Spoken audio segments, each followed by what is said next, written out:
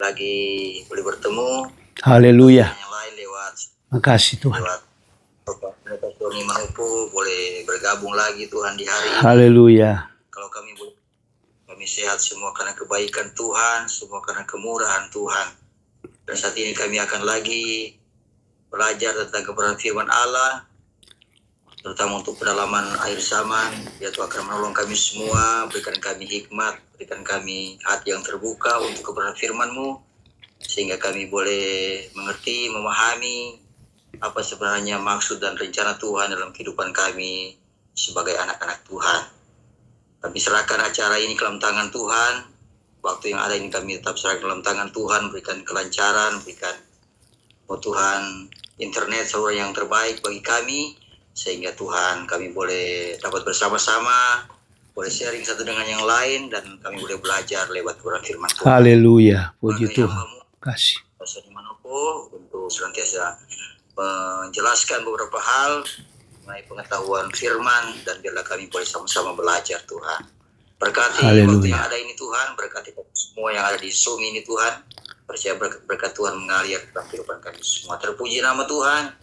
Ampuni salah dosa kekurangan kelemahan kami Bapa. Kami akan mulaikan pertemuan ini dalam nama Tuhan Yesus. Haleluya. Haleluya. Amin. Amin. Puji Tuhan. Terima kasih. Tuhan berkati. Pak Jeff, ya kan tadi Pak Jeffrey berdoa, ada sebut satu kata yang merupakan saya anggap kata kunci. Internet. Jadi saya bisa bayangkan kalau kita masih diberi kesempatan. Kalau kita ada di Timur Tengah sekarang, berarti susah kan? Iya kan? Ya kalau kita ada di, jangan bilang di Iran, di seputaran situ aja. Saya kira internet mereka pasti terganggu. Itu gangguan pasti, sudah perang itu. Ya kan? Kita ada di seputaran itu. Biar mau lagi tidak bisa. Itu contoh. Ya, jadi ada saatnya kan. Alkitab katakan orang mengembara dari timur ke barat untuk mencari kebenaran, tetapi mereka tidak akan dapat lagi. Lalu orang bertanya, apakah memang firman itu tidak ada? Tidak. Tapi sepertinya kuasa firman itu menjauh. Ya, jadi kalau sudah saat-saat seperti itu, baru mereka sadar, baru mereka mulai menghargai. Aduh, banyak waktu yang kita buang, ya, untuk bergaul dengan firman Allah. Apalagi kita hari-hari ini dan memang kita sedang hidup di kondisi seperti ini sekarang. Itu yang sebab Tuhan katakan banyak orang yang bodoh. Ya, dan kalau kita ngomong bodoh itu orang Kristen yang bodoh. Ya, kalau kita anggap orang yang tidak di dalam Kristus, ya kita anggap ya memang sudah begitu. Tapi kalau dia orang Kristen, ya bodoh. Itu sebabnya kita bilang ada yang bodoh, ada yang pintar. Nah, jadi di mana di situ di perbedaannya? Bodoh dan pintar itu adalah di dalam penghargaan terhadap firman Allah. Ya, kita jadi benar-benar firman Allah yang akan menghakimi, yang akan melindungi, yang akan semua itu firman Allah. Dan Alkitab jelas bilang seperti itu. Ya kan? Jadi benar-benar berbahagialah orang. Jadi sudah tidak salah khusus kitab Wahyu. Ya, di samping ada peringatan di akhir, hanya di kitab Wahyu ada itu. Ya, jangan tambah jangan kurang. Dan hanya di kitab Wahyu juga yang bilang berbahagialah di awal. Berbahagialah di awal. Ya, mereka yang membacakan, yang mendengarkan, dan yang menuruti. Ya. Jadi itu ada kitab yang spesifik, ya, kitab yang spesifik yang benar-benar Tuhan berikan kepada orang percaya. Dan ingat, kitab Wahyu itu bukan untuk umum, bukan untuk semua manusia, tetapi untuk orang-orang yang mengikuti Yesus, ya. Yang mengikuti Yesus. Orang-orang percaya saja. Khusus apa? Jemaat. Kalau kita lihat Wahyu 1, 2, 3 itu kan khusus kiriman kepada jemaat. Jemaat. Tidak berlaku untuk di luar jemaat. Itu jelas sekali. Jadi kalau kita merasa kita adalah jemaat Tuhan, kita bagian dari tubuh Kristus, kita akan mendapat benar-benar maksimal dari kebenaran-kebenaran kitab ini. Tadi di samping istri saya baca-baca nubuatan-nubuatan para nabi. Saya beri komentar.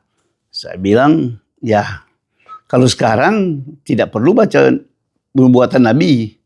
Orang hanya bicara penggenapan. Oh ini kan begitu. Kalau yang kita justru fokus sekarang adalah yang sementara terjadi dan yang akan terjadi waktu dekat. Ya, bukan masanya lagi kita mau buka. Nabi ini mengatakan begini, kita sementara mengalami kok. Kita sementara mengalami. Jadi justru kita fokus pada bagaimana cara kita memahami dengan tepat dan benar. Ya, saya beri contoh. Ya, sekarang kita sementara musuh maju lebih jauh ke membedah kitab Wahyu. Tapi karena dunia seperti ini, ya, kita tetap lagi fokus, semua manusia lagi fokus ini ke arah mana, ya. Jadi banyak memberi komentar, baik itu pendeta di YouTube, mereka memberi komentar, tetapi tidak ada kesimpulan justru. Belum ada kesimpulan. Ya. Saya pernah memberi pertanyaan kan yang lalu. Misalnya tentang bicara peperangan. Hari ini saya sengaja beri judul. Ya, kuda merah yang semakin cepat berlari menuju finish. Dan kita tahu kalau bicara kuda merah adalah Wahyu 6. Ya, meterai kedua itu bicara peperangan. Bicara darah yang tertumpah warna merah. Ya, darah yang tertumpah. Itu ya sekarang sebentar dan kita perlu tahu memahami dari firman mau ke arah mana ini. Ya, selalu disinggung ada dua perang. Perang Gog Magog ada di Yehezkiel 38-39 kan yang lalu baca. Begitu pula perang terakhir adalah Armageddon. Ya, kalau Gog Magog masih perang antar manusia, tetapi sebenarnya ada campur tangan Tuhan. Ya, Allah turun tangan di situ membela Israel. Poinnya kan begitu. Tapi kalau Armageddon itu adalah perang antara manusia dengan Allah. Nah, jadi beda. Jadi benar-benar itu sudah puncak pemberontakan. Kalau ini manusia dan manusia, ya, di mana Allah akan membela umatnya dalam hal ini penggenapan terhadap Israel. Nah, dari situ kan kita lihat. Jadi mereka sementara Pak Hendra kirim di Japri tentang Elam Iraya. Karena yang tampil sekarang kan Iran, ya, Iran selain Amerika Israel. Iran kan. Jadi Iran menjadi sorotan. Jadi di Gog Magog di perang Yehezkiel itu 38-39 ada yang paling dominan Iran itu sekarang ya. Jadi ada yang menyinggung tentang latar belakangnya dari kitab Kejadian. Ya saya anggap semua kalau dia sudah berada hari ini, bangsa itu masih ada, itu karena Tuhan telah menulis skenario seperti itu. Kalau tidak hilang dia udah. Ya. Kan tidak banyak bangsa-bangsa kuno ya yang masih bertahan. Tidak banyak. Tetapi bangsa-bangsa itu sekarang yang masih ada, kenapa? Karena ada penggenapan bagi mereka. Ya.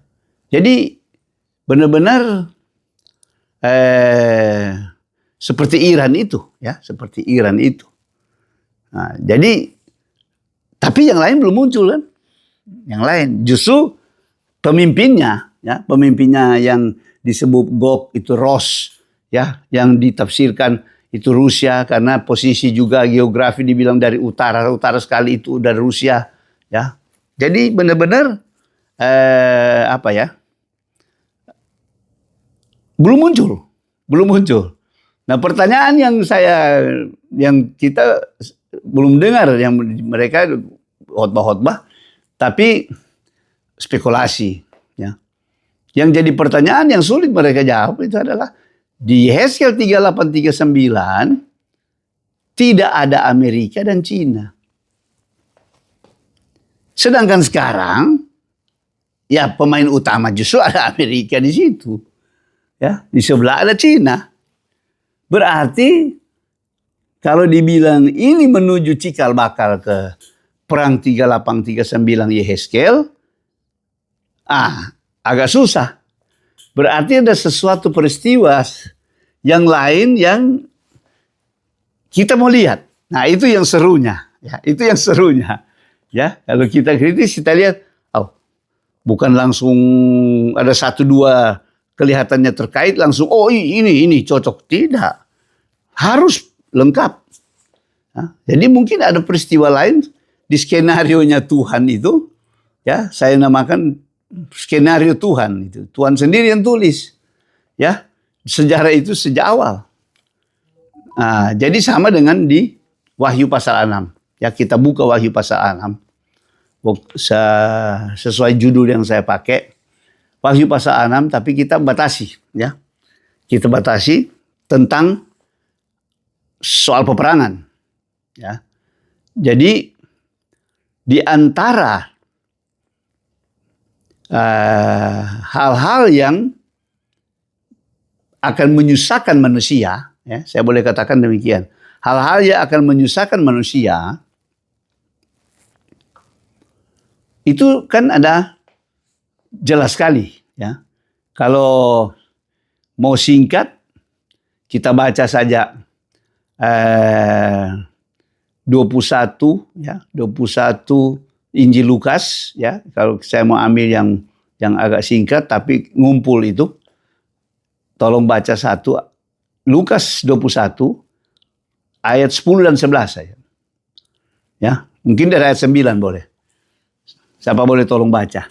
Jane boleh tolong baca. Lukas 21 9 sampai 11. Ya, Lukas 21 9 sampai 11.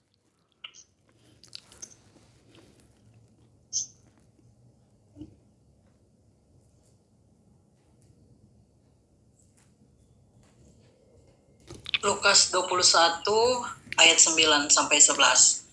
Dan apabila kamu mendengar tentang peperangan dan pemberontakan, janganlah kamu terkejut, sebab semuanya itu harus terjadi dahulu, tetapi itu tidak berarti kesudahannya akan datang segera. Ia berkata kepada mereka, bangsa akan bangkit melawan bangsa dan kerajaan melawan kerajaan. Nah, ini perang kan? Ya, Oke, terus? Dan akan terjadi gempa bumi yang dahsyat, dan di berbagai tempat akan ada penyakit, sampar, dan kelaparan. Ya. Dan akan terjadi juga hal-hal yang mengejutkan dan tanda-tanda yang dahsyat dari langit. Amin. Ini cukup lengkap ya. Yang saya anggap mewakili peristiwa-peristiwa yang sedang terjadi dan yang akan lebih besar kekuatannya terjadi ke depan. Nah, kalau malam ini kita bahas karena ada pergolakan di dunia, berarti sedang terjadi.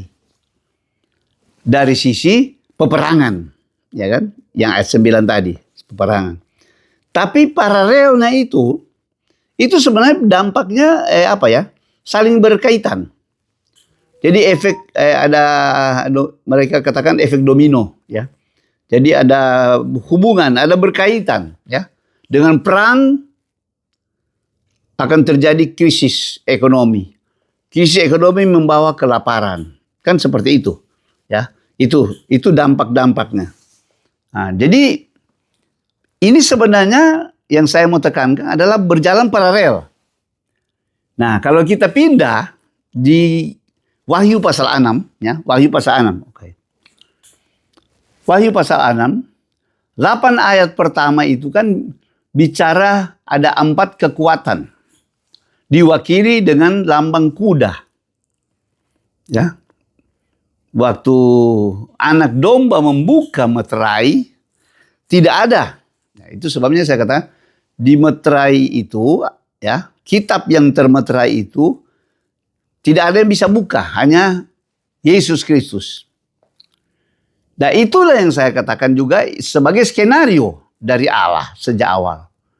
Tuhan yang menuliskan. Ya.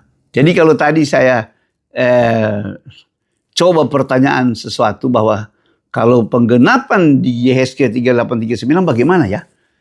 Kira-kira karena tanpa Amerika, tanpa Cina di situ. Jelas itu.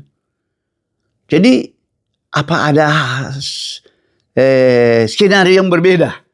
Nah, itu serunya, ya kan? Kalau menurut kita kan kita lihat, oh ini kayaknya kalau udah ngumpul semua, udah berarti sudah.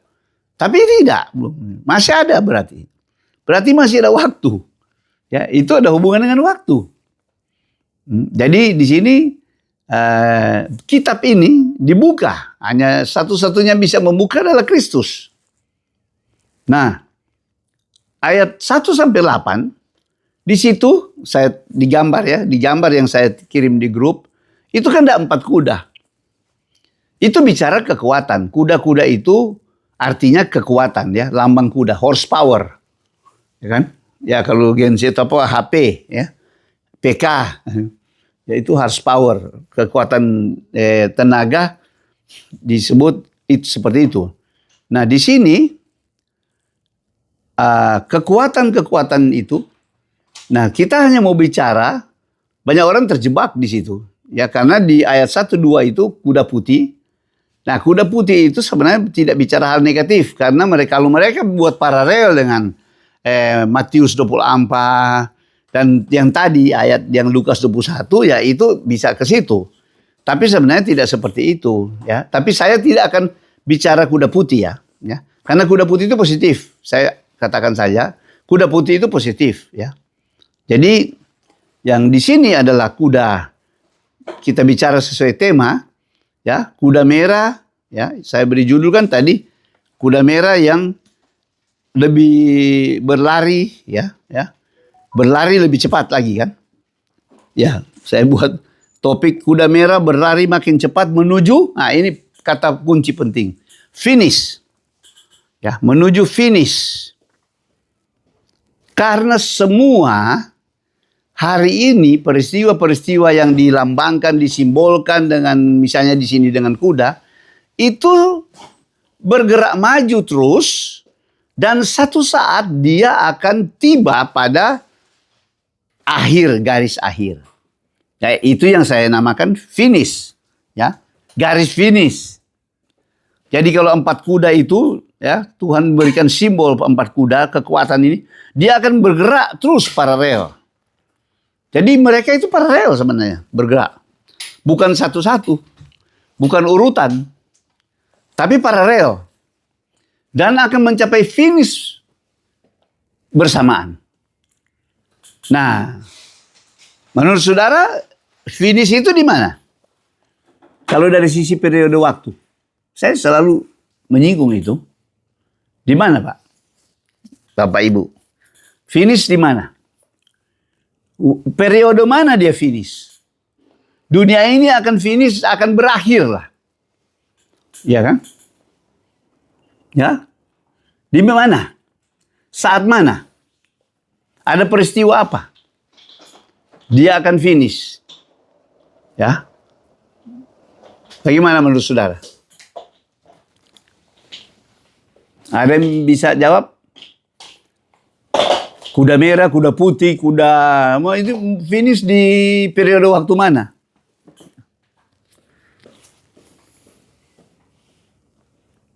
Ada? Bisa? Ya. Pada waktu akhir, pada waktu kedatangan Tuhan yang terakhir, yang kedua kali di atas awan.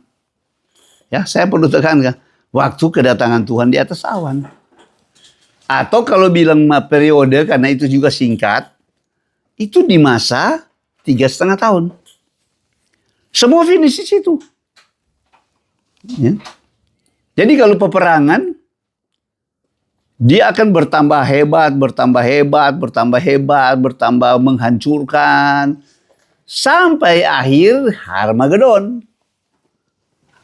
Ya, dibinasakan. Itu cawan ke-6. Di dalam seri cawan murka. Ya seperti itu. Jadi kalau kita lihat, hari ini semua bergerak ke sana. Sekarang TV yang mendominasi perang Timur Tengah. Ya, jadi percayalah saudara, bukan minta-minta, tapi firman Allah sudah katakan, akan bersamaan muncul gempa bumi. Ya kan?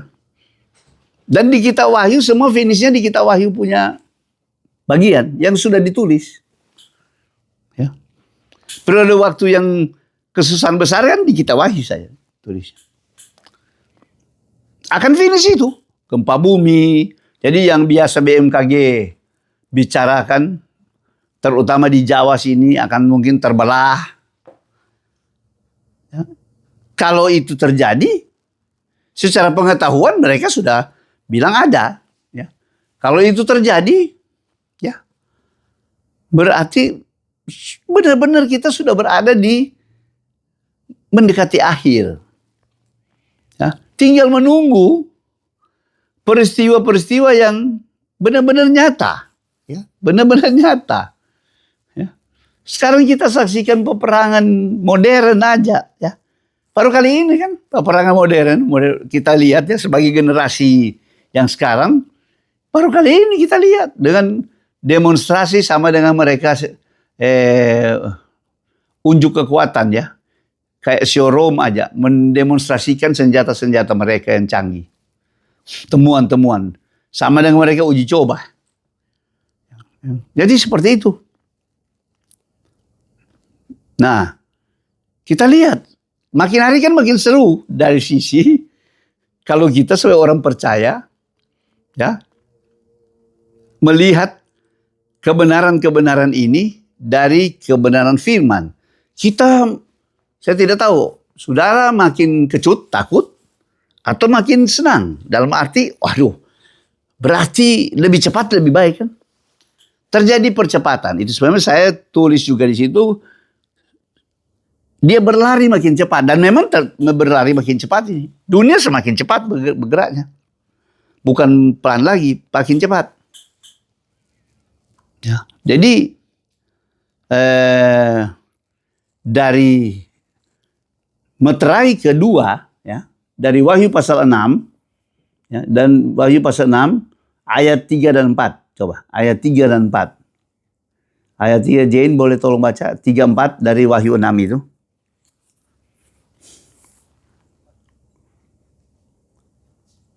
Wahyu 6 ayat 3-4. Dan ketika anak domba itu membuka meterai yang kedua, aku mendengar makhluk yang kedua berkata, mati.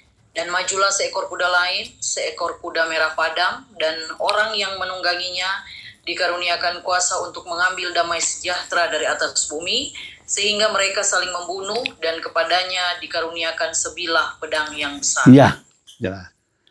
Di pedang besar sekarang sedang berkecamuk, sedang ya, beraksi di Timur Tengah. Ya. Bisa bilang ini pedang besar. Memang itu lambang di Timur Tengah juga pedang-pedang besar kan. Kemudian di padang gurun itu mereka punya pedang besar itu. Lambang itu. Lambang benar-benar pertumpahan darah. Ya. Ya, tidak melihat lagi dia punya latar belakang persamaan apa, ya kan? Sekarang tidak. Ya. Jadi hanya ada kepentingan-kepentingan. Ya, jadi saudara lihat bahwa sesama suku, sesama ras itu, ya seperti itu. Jadi sekarang kita benar-benar melihat kondisi yang dikatakan firman, kita sedang hidup di tengah-tengah keadaan itu. Ya. Pasti ada efek. Ya. Paling tidak kalau di Timur Tengah efeknya energi, ya minyak akan naik. Tadi saya baca ada rencana pemerintah untuk siasati Selat Hormuz mengurangi subsidi. Itu tandanya berarti Pertalite harus naik. Ya kan? Berarti mengurangi subsidi kan, berarti harus bayar lebih banyak. Rencana baru saya dengar barusan. Ya, jadi itu masih biasa-biasa. Nah, kita lihat mulai berjalan. Ya. Benar-benar. Jadi kalau kita sebagai orang percaya yang benar-benar bersandar pada kebenaran firman, tidak ada takut apa-apa. Bahkan kita bersukacita. Ya, kita bersukacita. Wah, ini cepat saja digenapi yang ini kira-kira. Ya kan? Jadi kalau jalur perang, jalur gempa bumi. Ya kan tadi dibaca pasal 21 dari Lukas toh. Jadi jalur gempa bumi, jalur kelaparan, jalur penyakit sampar, ya. Itu mengerikan, ya. Dan di situ saudara akan lihat di Wahyu 6 ini yang tadi kan khusus baca hubungan dengan peperangan, kuda merah. Tapi waktu ayat 7 dan 8, ya. Jadi meterai keempat, ini kuda keempat, ya. Boleh Jane baca dari ayat 78. Dan ketika anak domba itu membuka meterai yang keempat, aku mendengar suara makhluk yang keempat berkata, "Mari." Dan aku melihat sesungguhnya ada seekor kuda hijau kuning, dan orang yang menungganginya bernama Maut, dan kerajaan Maut mengikutinya. Dan kepada mereka diberikan kuasa atas seperempat dari bumi untuk membunuh dengan pedang, dan dengan kelaparan dan sampar, dan dengan binatang-binatang buas yang di bumi. Ya, kuda hijau kuning sama kalau terjemahan lama itu kuda kelabu kan. Warna campuran. Jadi ada hal-hal yang menyebabkan kematian, ya. Dan apa yang meterai-meterai ini atau kuda-kuda ini membawa kematian cukup banyak, ya, di atas bumi, yaitu 1/4. Nah, dia bilang di sini kan 1/4, ya. Jadi 1/4 dari bumi membunuh dengan pedang. Kelaparan yang saya katakan tadi, komponen-komponen atau hal-hal yang memang dipakai Tuhan, ya, dipakai Tuhan untuk membinasakan, ya. Jadi dia sebut itu 1/4, ya. Sekarang penduduk bumi terakhir yang bulan November tanggal 8 2024 atau 2025, cepat waktu ini, itu 8 miliar. Jadi poin-poin atau hal-hal yang perang, kelaparan, sampar, ya, kejutan-kejutan yang muncul, apalagi yang dibilang, ya, banyak yang gempa bumi itu akan memakan korban 2 miliar. Ya, kita pakai angka terukur. Anggap aja masih 8 miliar, padahal udah lebih kan. Kalau dia 1/4, ya, dan ini terjadi percepatan. Jadi kematian-kematian ke depan itu kematian massal. Ya, kematian massal. Tidak eceran. Ya, partai kayak perang. Itu kan massal, sekali itu ribuan. Jadi manusia akan berkurang. Saya tidak tahu berapa tahun, ya. Itu 2 miliar, ya. Itu 2 miliar bisa bilang, ya. Jadi benar-benar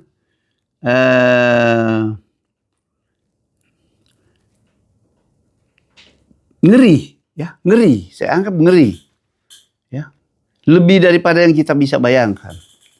Waktu COVID saja kan itu hanya diancam oleh kematian karena COVID. Itu ketakutan manusia itu, waduh, hebat, ya. Tidak tahu mau berlindung cara bagaimana. Ya. Nah, di sini kita lihat akan datang masanya, benar. Kebenaran-kebenaran firman Allah yang biasa kita hanya baca biasa, oh haleluya, puji Tuhan. Itu benar-benar kita butuhkan saat itu. Ya, ya. Bagaimana 10.000 jatuh di sebelah kanan, di kiri 1.000, atau sebaliknya. Ya. Kemudian Tuhan akan beri perbedaan. Ya, pada hari-hari yang sangat genting itu. Hari-hari yang mengancam, hari-hari yang mengerikan sebenarnya. Bukan cuma sukar biasa. Tapi Tuhan kita butuhkan. Ya. Jadi bukan teori, saya merasa di situ baru orang-orang menyadari tapi agak terlambat. Betapa penting mereka diberi kekuatan oleh firman. Ya. Kalau firman itu sudah di dalam diri ya oke. Ya, sudah ada dalam diri dia. Nah, di sini kita melihat pentingnya, ya, karena jelas. Dan ini sementara mengarah ke ayat-ayat yang kita baru baca tadi. Bahkan sementara berlangsung lain. Ya, tinggal kita lihat aja. Makin berkurang. Menurut firman Allah seperti itu. Dan ini sepertinya meterai. Meterai kan dibuka itu tertutup. Maka ini dibuka. Tapi kalau sudah disangka kalah itu terbuka. Ya. Tidak lebih mudah untuk memahami. Karena memang nyata langsung. Ya, fisik. Kalau ini masih ada kelihatannya di simbol, ya. Tapi bergerak, itu peristiwa nyata juga. Tapi bergerak. Namanya meterai kan, tadi tertutup. Dia buka. Lebih bersifat tertutup. Tapi kalau sangkakala, sudah tahu kan, dia bunyi. Memang sengaja ditiup. Jadi secara terbuka. Dan semua peristiwa dunia ini sekarang akan benar-benar tidak ada orang yang bisa menentang selain dia aminkan. Harus aminkan. Karena nyata. Itu yang sebabnya saya katakan, kita sekarang harus fokus pada masa kini dan ke depan. Ya. Bukan lagi mempersoalkan nubuat nabi-nabi, itu sementara terjadi. Ya. Kita harus lebih benar-benar siap, memahami siap. Dan kita akan lihat, oh ini rupanya ke arah ini, oh ini. Ya. Tuhan tolong berikan hikmat, ya, berikan pemahaman. Dan berikan kita, hati yang benar-benar merindukan yang terbaik. Terjadi atas diri kita. Ya. Merindukan janji-janji Tuhan yang benar-benar khusus, ya. Saya boleh lebih katakan lebih khusus bagi orang-orang yang akan menjadi mempelai. Itu poinnya. Saya rindu masuk di dalam kelompok mempelai itu. Ya seperti Pak Ben bertanya minggu lalu. Ya, ada 144.000 yang berdiri di Bukit Sion. Kita rindu kita ada di situ. Karena kita lihat dunia ke depan tidak ada harapan sama sekali. Ya. Tidak ada pilihan lain. Ya, dengan meterai, ya, dengan 4 meterai pertama, ya, yang diwakili oleh kuda-kuda itu, kekuatan itu, ya, itu sudah 1/4 manusia mati. Ya. Jadi kalau 8 miliar, 2 miliar. Kalau sangkakala, ada lagi jatahnya. Dan itu Tuhan sudah tuliskan skenario-nya di dalam kitab Wahyu. Ya. Jadi kalau saudara boleh baca, masuk pada bagian sangkakala, ya. Di sangkakala di Wahyu pasal 9 itu sepertiga manusia dibunuh oleh api belerang. Jadi itu termasuk ini rudal-rudal ini. Tapi sudah campur. Sudah campur, ya, sudah campur dengan penghakiman Tuhan. Karena sudah masuk pada sangkakala. Sangkakala ke-6 itu. Dan itu secara terbuka. Jadi saya pas berbicara tentang ini supaya jelas, ya. Supaya jelas peperangan hanya salah satu. Ya, nanti saudara dan saya lihat ke depan. Kita belum dengar, ya, tahun ini, tahun depan ada gempa-gempa bumi yang mulai. Nah, kalau mulai rentetan, karena biasanya berrentetan. Dan mereka ini bersamaan. Nah, kuda kan. Situ udah kelaparan, situ udah peperangan, situ udah kematian, situ udah wabah penyakit. Itu biasa bersamaan. Tapi puji Tuhan, kan, saya singgung aja. Ya, meterai pertama itu kuda putih. Ya, kuda putih itu adalah bicara Injil kehidupan. Ya, Injil yang diberitakan memenangkan jiwa. Ya, untung ada ini kuda putih. Kan kalau saudara baca dia bilang kuda putih itu adalah maju sebagai pemenang untuk merebut kemenangan. Ya, jadi kuda putih versi berbeda. Ya, kekuatan itu kekuatan ilahi. Ya, kekuatan ilahi yang menyelamatkan manusia. Dan dia menang. Ya, tidak dengan barang senjata. Dia bilang musuhnya kan tanpa anak panah. Ya, tanpa anak panah.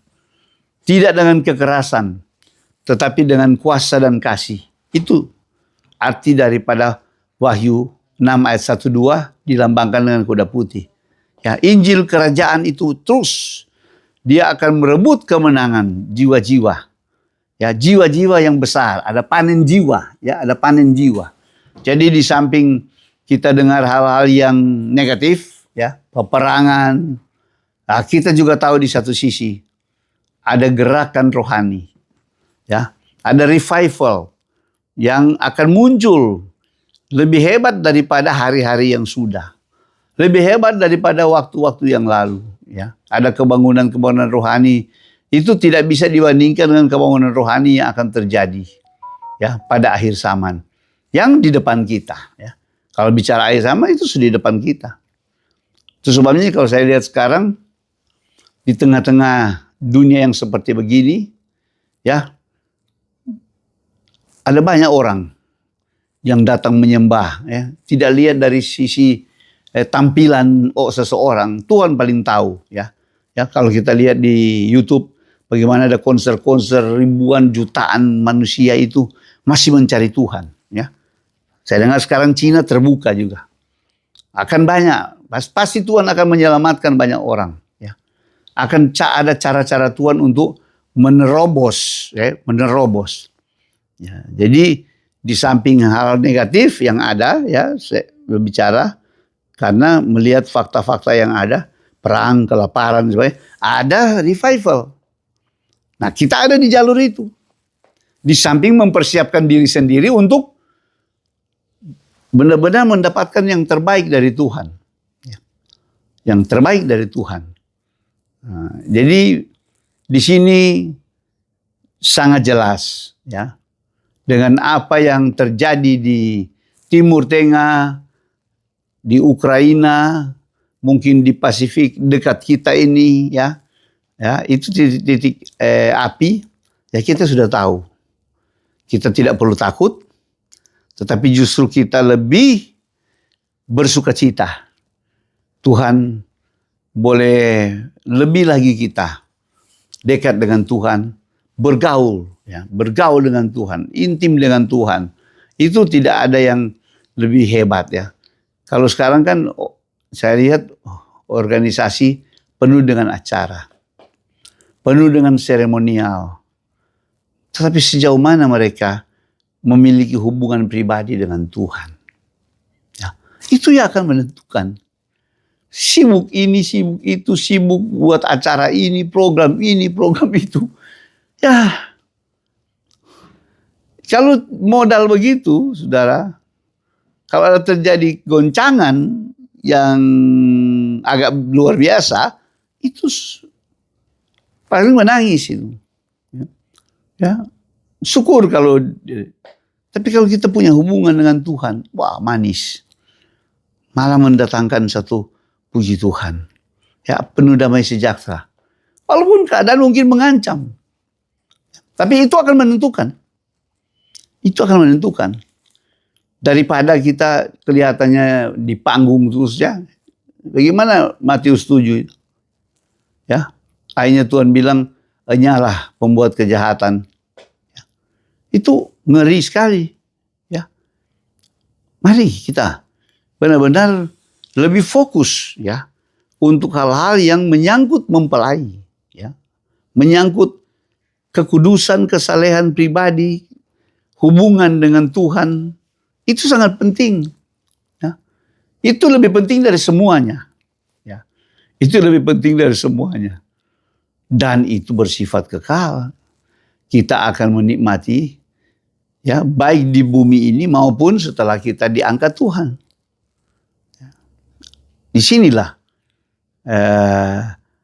tujuan kita ya bersama-sama. Jadi kalau saya lihat ya teman ya mengalir saja.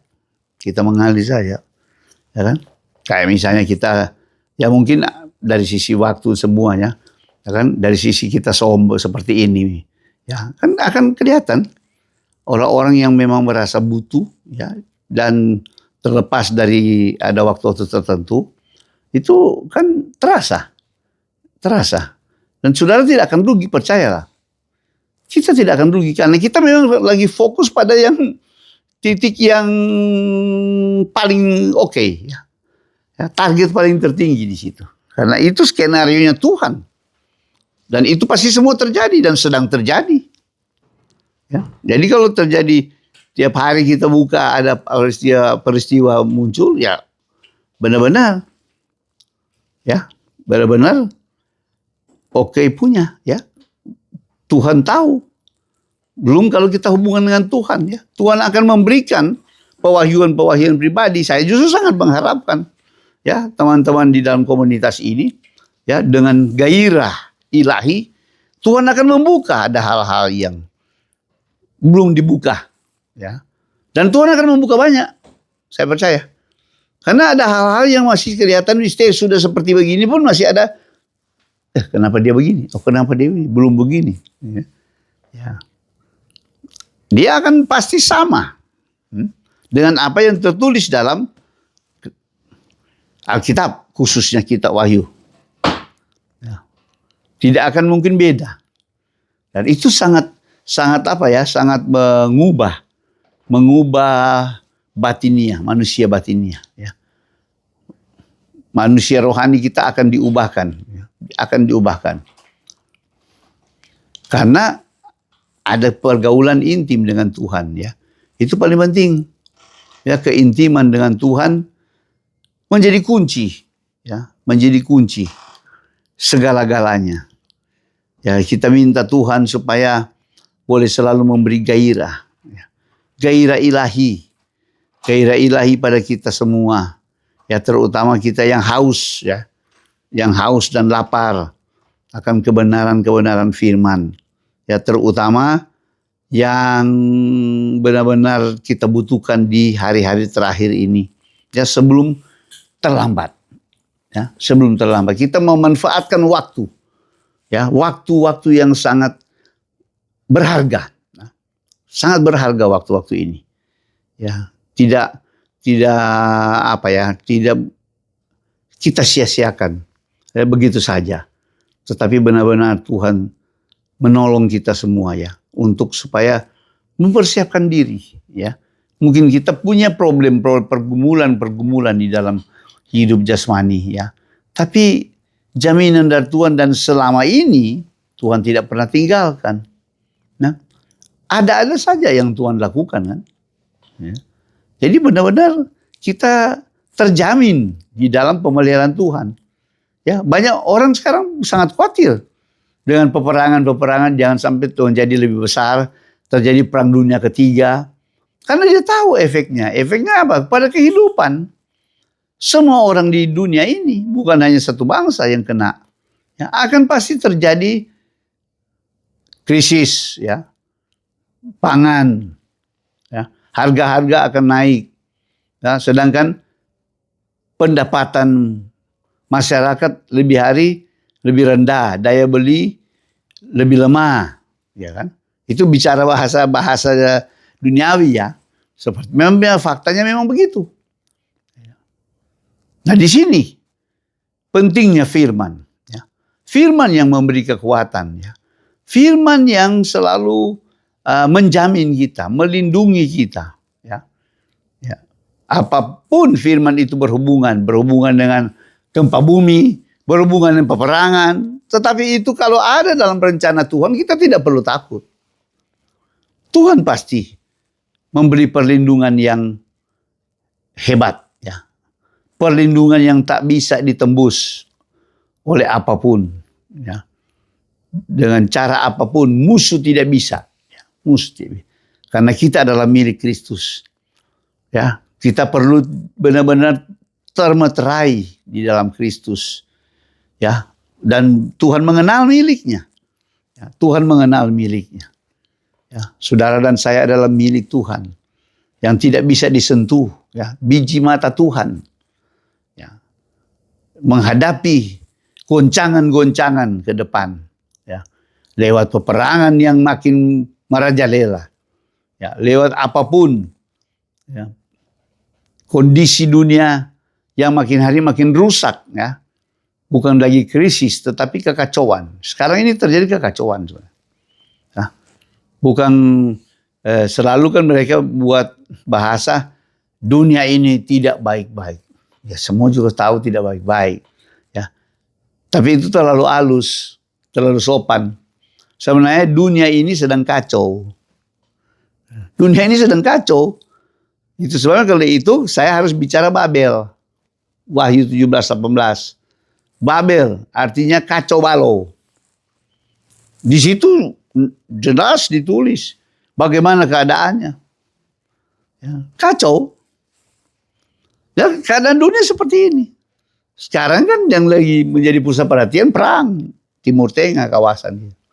Tapi itu menimbulkan kekacauan. Ya, kekacauan di seluruh dunia. Bukan hanya di bagian-bagian yang peristiwa itu terjadi. Di sini kita perlu tahu, dan mungkin setiap minggu kalau kita ada aja pasti akan terjadi hal-hal yang belum pernah terjadi. Lebih hebat itu kalau sudah begitu, ya. Dan kita akan saling menguatkan pasti. Ya, kita akan saling menguatkan. Syukur masih ada jaringan kan. Nah kalau jaringan di satu saat, biasa kalau gempa bumi itu terganggu, tidak ada goncangan. Karena internet kita semua kan bukan di udara, di bawah laut. Ya. Jangan saudara kira internet kita itu di udara, di bawah laut. Ada goncangan, ya terganggu. Ada sabotase, terganggu. Begitu. Jadi rentan sekali, ya, rapuh sekali. Ya, sedangkan di peperangan ini mereka sudah peringatan Amerika, dia punya kunci internet di bawah laut, di atasnya ada pesawat, ada kapal selam Rusia lagi di atas kabel-kabel itu. Ya, tinggal dia putusin sedikit, udah. Semua kekacauan terjadi, kekacauan terutama sistem. Ya, sistem yang dibangun lewat internet itu, ya, di seluruh dunia. Ya, kartu-kartu saudara, sisi kartu kredit apa bisa tidak ada guna. Dan itu di bawah laut. Kabel-kabel fiber optik. Ya. Jadi sangat dibilang teknologi, tapi teknologi namanya manusia memang menjadi andalan, tidak bisa diandalkan juga sebenarnya. Tidak ada jalan lain, ya. Tidak ada selain calon mempelai, ya, yang kita kasihi, yang kita rindukan, ya, mempelai Yesus Kristus menjadi kekasih kita. Oh, kita sangat rindukan. Bangkitkanlah rasa cinta hari-hari ini. Dan gereja sebenarnya sementara krisis cinta kan. Ya, kita lihat di kitab Wahyu kan, Efesus, ya, kehilangan kasih yang mula-mula. Ya, biar kita hanya sedikit, mari kita saling membangun supaya kita benar-benar boleh kembali mengasihi Tuhan, ya, seperti kasih kita yang mula-mula, ya, tetap membara, dan itu akan pasti memberi kekuatan-kekuatan ilahi bagi kita.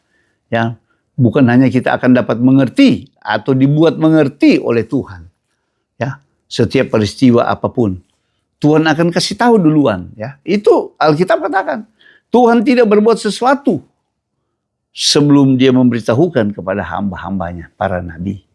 Ya, sekarang mungkin bukan zaman nabi seperti penyanyi lama, tapi hamba-hamba Tuhan.